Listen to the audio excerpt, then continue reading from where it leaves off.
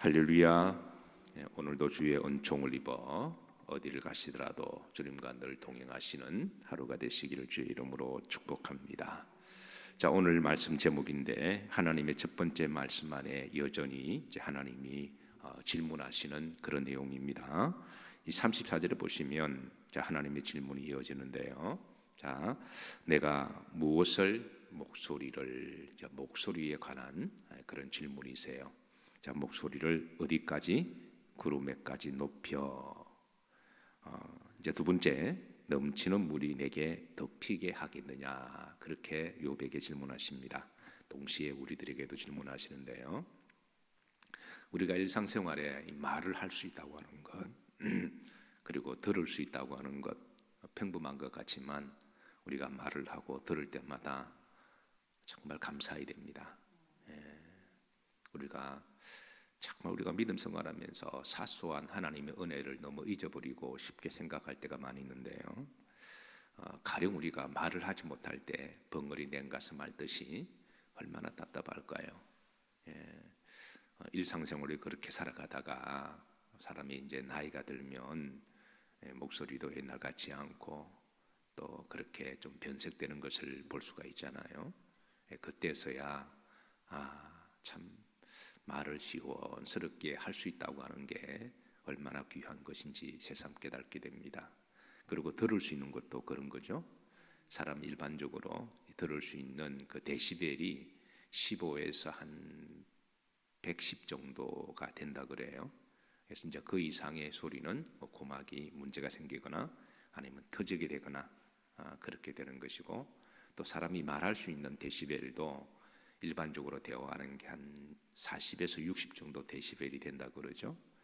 가령 산에서 우리가 올라가서 한 번에 야호 크게 하잖아요. 그게 한 110 데시벨 정도가 된다 그럽니다. 근데 이제 큰 바닷가에 큰 선박이 우렁차게 소리치는 백고동 소리, 그 소리가 한 150 데시벨이 된다 그러죠.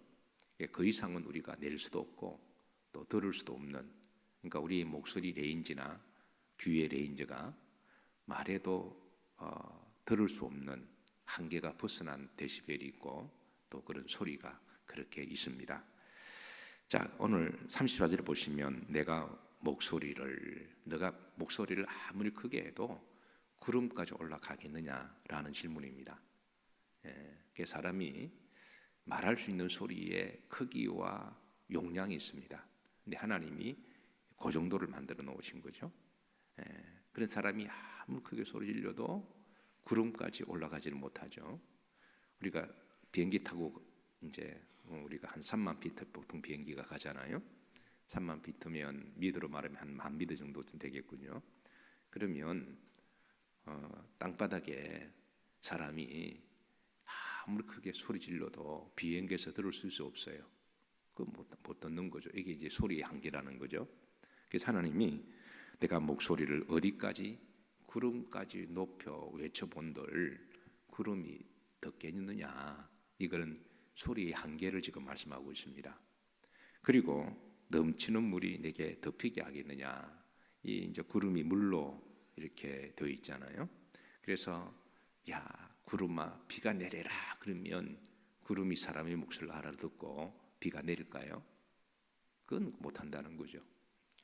농부가 농사를 짓고 비를 간절히 갈망하죠. 그런데 농사가 하루는 덜에 가서 하늘을 향해서 비야 오죽 답답했으면 비야 내려라 그러면 비가 내릴까요? 그건 인간의 한계 밖이라는 것입니다. 인간은 하지 못하지만 그러나 역으로 말하면 하나님은 뭐 하신다? 하신다. 여러분, 사람의 소리가 아무리 크게 질러도 구름까지는 못 갑니다. 그런데 갈 수 있는 소리가 있습니다. 어떤 소리일까요? 바로 기도의 소리입니다. 성경에 보시면 하나님은 때로는 성도의 기도를 들으시고 하늘이 비를 내리기도 하시는데요. 열왕기상 19장에 보면 대표적인 그 사건의 케이스입니다. 엘리야가 비가 오지 3년 6개월 동안 비가 안 왔을 때 하나님 앞에 소리 높여 기도하잖아요. 그 소리가 육으로 말하면 구름까지 올라가겠습니까? 소리는 아무리 크게 고래고래 소리 질러도 구름까지 못 올라가죠. 그런데 육신의 소리는 못 올라가도 영의 소리는 하나님이 구름을 뚫고 하늘 보좌까지 하나님이 올라가게 하십니다. 그래서 우리 성도들은 기도할 때 하나님은 그 기도의 양을 모으시고 또 기도의 믿음을 보시고 기도의 절박함을 보시고 그래서 하나님의 때가 되시면 응답을 하시는 거죠. 오늘 사랑하는 성도 여러분, 우리가 일상에 말을 할 수 있도록 하나님이 입술을 주시고 또 목소리를 주시고 들을 수 있는 것만 우리가 생각해도 하나님의 무한 감사를 해야 됩니다. 저는 목사이기 때문에 말을 많이 하는 그런 또 사역이 있죠. 그래서 때로는 이제 목소리에 제가 또 민감하기도 하고 그래서 목소리 신경을 좀 많이 쓰는 편입니다. 그래서 때로는 목소리가 좀 갈갈하거나 잘 나가지 않으면 답답함이 있죠. 근데 이제 또 말씀 전할 수 있는 것 하나님께 감사를 드리고 어쨌든 사랑하는 성도 여러분 오늘 말씀도 잘 하시고 그리고 또 누가 말하는 거 잘 알아들으시고 또 그 말을 또 잘 이해하고 어떤 사람 말하면 말귀 못 알아듣고 딴소리 하는 서로 영어로 말하는 것도 아니고 중국말로 하는 것도 아닌데 한국 사람이 한국말 하는 것도 못 알아들어 가지고 그래서 혼돈하는 경우도 있는데 이렇게 정신 건강하셔서 잘 들으시고 잘 말하시고 그렇게 하실 때마다 첫 번째 누구에게 감사해야 된다? 하나님께 감사해야 됨을 기억하시고 오늘도 복된 하루가 되시기를 주의 이름으로 축복합니다. 자 35절입니다. 합독합니다. 내가 번개를 보내어 가게 하되 번개가 내게 우리가 여기 있나이다 하게 하겠느냐. 자 번개를 향하여 소리를 친들 번개까지 소리가 올라가겠느냐. 그리고 서로 올라간다고 할지라도 번개가 우리가 여기 있나이다. 번개가 듣고 우리가 여기 있습니다. 우리가 번개를 치겠습니다. 그렇게 하겠느냐라는 거예요. 그건 인간은 못한다. 그러나 번개도 만드신 분은 하나님이시니까 나는 할 수가 있다라고 하나님이 말씀하시는 겁니다. 자 36절에 보면 재미있는 말씀이 있습니다. 가슴 속에 모으는 지혜는 누가 준 것이냐. 여기에 여러분 보통 우리가 지식과 지혜는 머리의 영역입니까? 가슴의 영역입니까? 우리가 애가 공부를 잘하면 야 너 머리 똑똑하다 그러지 너 가슴 똑똑하다 그러진 않잖아요. 우리는 사람은 흔히 지식과 뭐를 배우는 걸 지식이고 응용하는 걸 지혜잖아요. 이 영역은 머리 영역이라고 생각합니다. 그런데 오늘 하나님의 질문은 지혜는 가슴의 영역이라는 거예요. 이게 하나님의 말씀이니까 하나님 말씀이 옳습니다. 그러니까 우리는 그동안 사회적 인식에 따라 똑똑하면 머리가 똑똑하다 그랬는데 하나님은 그건 아니라는 거예요. 물론 이 부분도 있을 수 있겠지만 여기의 지혜는 근본적으로 호크마라는 말로서 영적인 지혜를 말합니다. 그래서 영적인 지혜는 머리 영역이 아니라 가슴 영역이라는 거예요. 가슴은 영적인 영역으로 많이 표현하죠. 그래서 어떤 사람 머리는 차가운데 가슴이 차가울 때 이게 냉혈한이라고 그러죠. 근데 머리는 차갑지만 가슴은 뜨겁고 그래서 이 두 가지 가운데 하나를 내가 선택해야 될 때는 여러분 머리가 차가운 게 좋겠습니까? 가슴이 뜨거운 걸 좋을까요?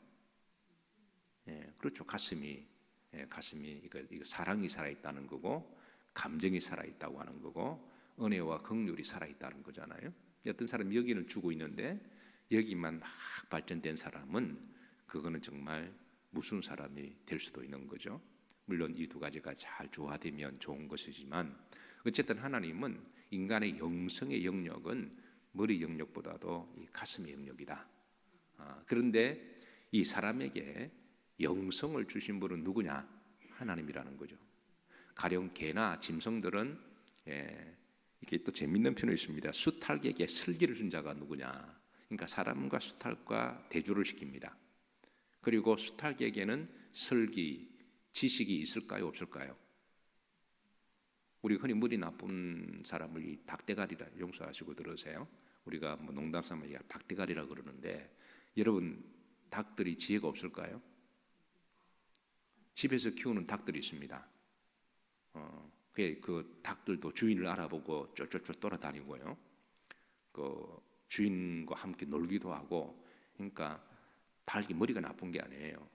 앞으로 여러분 머리 나쁜 사람 보고 절대 닭대가리라 그러지 마세요. 그건 닭에 대한 명예훼손입니다. 닭도 완벽하게 나름대로 그 닭이 닭으로 살아갈 수 있도록 하나님이 완벽한 지식과 지혜를 준 거예요. 저는 닭을 볼 때마다 어릴 때 참 신기한 거 하나가 있었습니다. 어떻게 날마다 그 딱딱한 알을 낼 수가 있을까? 우리 사람이면 그렇게 할 수 있을까요? 그 연약한 닭 몸뚱아리 안에 아침이 되면 이 딱딱한 하얀 껍질을 어떻게 만들어낼까? 저는 그게 어릴 때 너무 궁금해서 어릴 때 그 창고에 닭 한 2마리가 있었는데, 그래서 하루는 제가 구멍을 내고 몰래 지켜본 적이 있어요. 그래서 다행히 그 닭이 알을 놓을 때는 꽁무니를 창고 구멍 쪽으로 향해서 궁뎅이를 돌리고 알을 놓았기 때문에, 그래서 이렇게 가만히 지켜보면 알이 이렇게 반이 좀 나오려고 그럴 때 문을 확 열어보니까 또 쏙 들어가더라고요. 그렇게 철없던 시절에 놀던 적이 있고, 참 짓궂기도 하지만 참 목사가 이런 소리를 하면 안 되는데, 그때는 목사가 아니니까 어릴 때는 그 구멍에서 이 하얀 계란 나오는 게 너무 신기한 거예요. 그래서 탐구심이 발동해서 짝대기 가지고 구멍을 씹어보게. 그 닭이 어떻게 된지는 말씀을 안 드리겠습니다. 이미 그 부분은 제가 회개를 했기 때문에 그 정도로 제가 궁금했어요. 그래서 지금도 궁금합니다. 하루 만에 어떻게 여러분 그걸 만들어낼까요? 여러분 앞으로 계란 드실 때 닭에게 감사하고 하나님께 영광 올려드리시길 바랍니다. 그렇게 만드신 분이 하나님이신 거예요. 그 연약한 몸이 그렇게 딱딱한 껍질을 만들어내고, 그리고 그 안에 흰자위 노란 자위가 완벽한 영양분을 다 가지고 있다 그러잖아요. 그래서 저는 영양학자는 말하기를 하루에 계란 한 2개씩만 먹어도 계란 안에 그 계란 자체가 완벽한 생명체잖아요. 완벽한 생명체를 다 섭취하기 때문에 완벽한 영양소가 다 들어가 있다는 거예요. 그래서 미국 사람들이 꼭 하루에 계란 2개 스크램블이나 아침에 식사하면 기본적으로 커피, 빵, 계란, 그게 이 사람들이 하루 식사입니다. 거의 뭐 약속일 한 듯이 서구 사람들은 아침 식사는 고민도 없이 커피, 빵, 계란, 딱 그거면 아침으로 끝나는데, 우리하고는 조금 다르기는 하죠. 어쨌든 계란에는 완벽한 100%의 한 생명체가 살 수 있는 영양소를 다 가지고 있기 때문에 하루에 계란 2개만 먹어도 건강해진다. 그렇게 말을 하기도 합니다. 어쨌든 여러분 앞으로 이제 닭을 보실 때마다 닭대가리를 하지 마시고 계란 드실 때마다 감사하시고 닭고기 드실 때마다 감사하시길 바랍니다. 이게 재밌는 거는 36절에 보면, 그러니까 사람과 수탉, 사람과 짐승의 이걸 지금 비교를 하고 있는 거죠. 첫 번째, 사람의 가슴 속에 영성은 누가 주신 거냐? 하나님이지만, 그러나 닭에게는 슬기는 있어도 지혜는 있어도 뭐는 없다? 영은 없다. 왜냐하면 사람과 짐승은 하나님이 처음부터 창조 목적이 다르기 때문에 그렇다고 하는 것이죠. 그래서 이거를 준 사람이 누구냐? 하나님이시다. 그렇게 말씀하고 있습니다.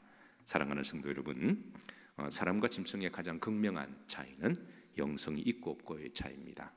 새벽에 숙닭이 아무리 일찍 일어나서 꼭 끼고 그래도 그거는 영성의 소리가 아니라 그냥 그 본능의 소리죠.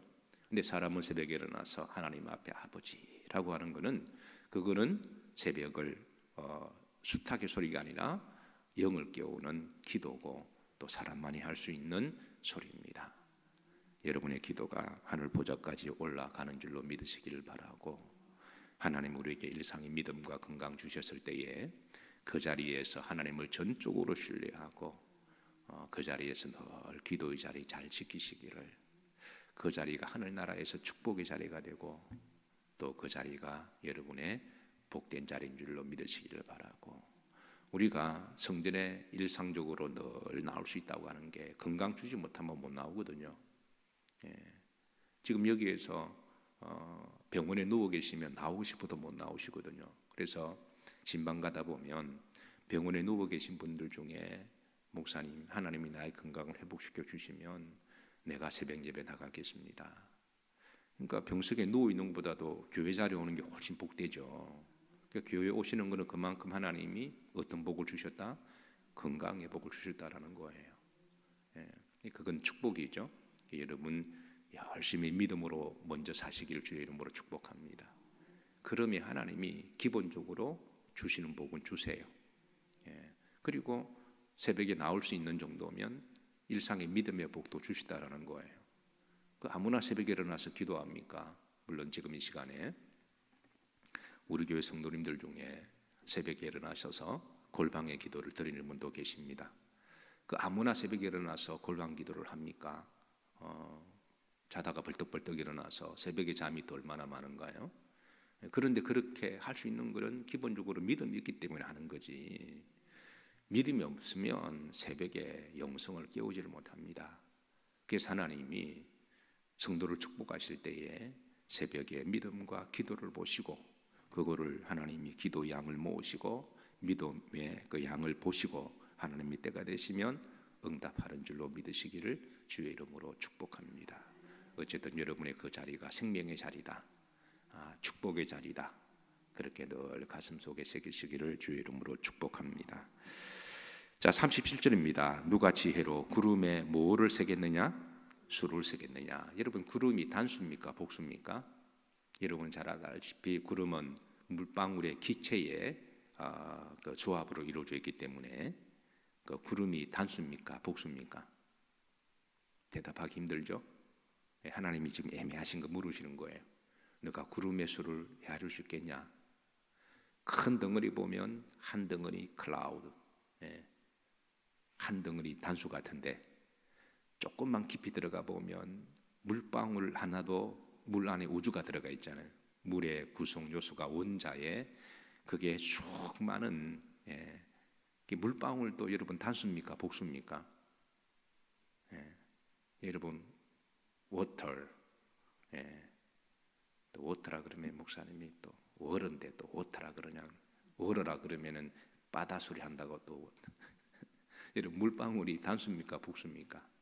사전에 제가 중학교 다닐 때에 영어 공부를 사전을 공부하다가 물이 단수일까 복수일까 이게 너무 궁금한 거예요.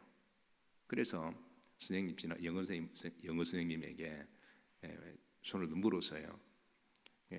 워터가 단수입니까 복수입니까 물었더니 너무 단순한 질문인지 너무 철학적인 질문인지 대답을 못 하시더라고요. 단수인데 복수 같기도 하고, 그러니까 사전에는 단수로 되어 있습니다. 그런데 조금만 생각하면 그거는 복수의 내용을 담은 단수죠. 이거를 누가 시원스럽게 대답하기, 문법적인 답이 답인가요? 퍼니처가 단수입니까 복수입니까? 사전에 보면 복수로 되어 있고 나무 조각으로 이렇게 이루어져 있으니까 사전에는 퍼니처가 복수고, 그러나 전체를 보면 단수고, 그래서 복수 성격을 띤 단수 것들이 물체가 너무 많이 있는 거죠. 이거를 누가 대답하겠습니까? 하나님 이욥에게 구름이 단수냐 복수냐, 내가 구름을 헤아려서 볼 수 있겠느냐? 구름이 한 덩어리인데요. 그 좀 보시면 한 덩어리가 잡힙니까? 그게 수증기로 이루어져 있잖아요. 그래서 이거는 인간의 이 한계 영역 밖입니다. 우리는 아직까지 물질의 세계를 다 알지 못합니다. 누가 하늘의 물주머리를 기울이겠느냐? 자, 구름이 단수냐 복수냐? 그리고 너가 구름을 향해서 비야 내려라 그러면 구름이 비가 돼서 내리냐는 거예요. 이거는 못하는 거죠. 근데 이거를 하나님의 생태계 원리에 따라 창조의 실수에 따라 이렇게 하신 분이 누구시다? 하나님이시다. 여러분 앞으로 비가 오실 때도 감사하시길 바랍니다. 비가 어느 날은 내가 짱짱한 날을 원했지만 비가 와도 그건 하나님이 하시는 거에 감사해야 되고, 또 반면에 또 비가 오고 싶은 날 짱짱해도 또 하나님이 하시는 거니까 감사해야 됩니다. 자, 38절입니다. 티끌이 덩어리를 이루며 흙덩이가 서로 붙게 하겠느냐? 티끌이 덩어리, 여러분 티끌이 단수입니까 복수입니까? 덩어리가 단수입니까 복수입니까? 우리가 땅을 보면 이게 땅이 또 얼마나 신기합니까? 그 땅이 흙으로 되어 있지만 이게 또 서로 흙이 우리가 주스면은 뒷걸이 되어서 날리는 것 같지만 요게 또 서로 붙어 있어서 요게 또 땅의 신비를 만들어내죠. 흙 안에는 각종 광물질과 유기물이 포함되어 있어서 우리가 아직까지 그 흙 안에 있는 모든 광물질과 유기질의 구성 요소를 다 밝혀내지 못하고 있습니다. 그리고 신기한 거는 저는 또 땅을 볼 때마다 참 땅은 똑같잖아요. 여러분 땅 성분은 뭐 무기질이든 광물질이든 흙은 흙이잖아요. 그런데 여러분 콩하고 팥하고 같습니까? 다릅니까? 다르죠. 근데 콩 심으면 흙은 똑같은데 뭘 내요? 콩을 만들어내요. 콩을 심었는데 팥을 내지 않습니다. 신기하지 않으신가요? 흙은 같은데 야채를 심으면 야채가 나오고요. 별로 안 신기한 것 같은데. 흙은 같은데 수박을 심으면 수박을 땅에서 내요. 흙 성분은 똑같은데 뭘 심느냐에 따라서 똑같은 걸 내는 게 아니라 그 심는 종류를 똑같이 내는 것, 여러분이 참 신기하지 않은가요? 자, 그런데 하나님께서는 창세기 1장 29절 30절에 우리가 잘 아는 말씀이지만 이런 창조의 원리를 하나님이 이미 말씀을 주셨어요. 자, 창세기 1장 29절에 보시면 하나님이 이르시되 내가 온 지면에 씨 맺는 모든 채소와 씨 가진 열매 맺는 모든 나무를 너에게 주노니 너희가 먹을 거리가 되리라. 자, 30절 또 땅의 모든 짐승과 하늘의 모든 새와 생명이 있어 땅에 기는 모든 것에는 내가 푸른 풀을 먹을 거리를 주노라 하시니 그대로 되니라. 그러니까 이 하나님이 땅을 만드시고 어떤 종류의 씨를 심든 땅은 그 종류의 씨를 내어주라. 이게 이렇게 만드신 분이 누구시다? 하나님이시다. 땅은 똑같은데, 땅은 똑같은데 뭘 심든지 간에 그 종류대로 내게 해라. 이게 하나님의 창조의 원리입니다. 그리고 우리는 그 원리에 따라 혜택을 가장 많이 보는 것이 바로 사람이죠. 그렇게 씨의 종류를 내는 것은 누구를 위함이다? 우리를 위함이다. 우리가 먹잖아요. 우리가 야채도 먹고 과일도 먹고 그리고 모든 음식을 먹을 때마다 그렇게 만드신 하나님께 정말 감사해야 돼요. 오늘도 여러분 물론 이제 사순절을 지나면서 한 끼 금식하는 분도 계시고 또 그러나 또 뭐 음식도 드셔야 되니까 그렇게 음식을 드실 때마다 하나님께 정말 감사하셔야 돼요. 우리는 하나님이 주시는 기본적인 것에 충실하지 아니하고 기본적인 삶에 감사하거나 기본적인 삶에 귀하게 보존하거나 하나님과 묵상하지 아니하고 우리가 다른 것을 너무 기대한 나머지 그러니까 너무 신비한 것들만 너무 기대하고 요구한 나머지 것들을 다 우습게 생각한다면 하나님 보실 때 얼마나 참 어리석게 보실까요? 네. 한 가지 퀴즈 내고 말씀을 마칩니다. 여러분 토마토가 과일입니까? 채소입니까?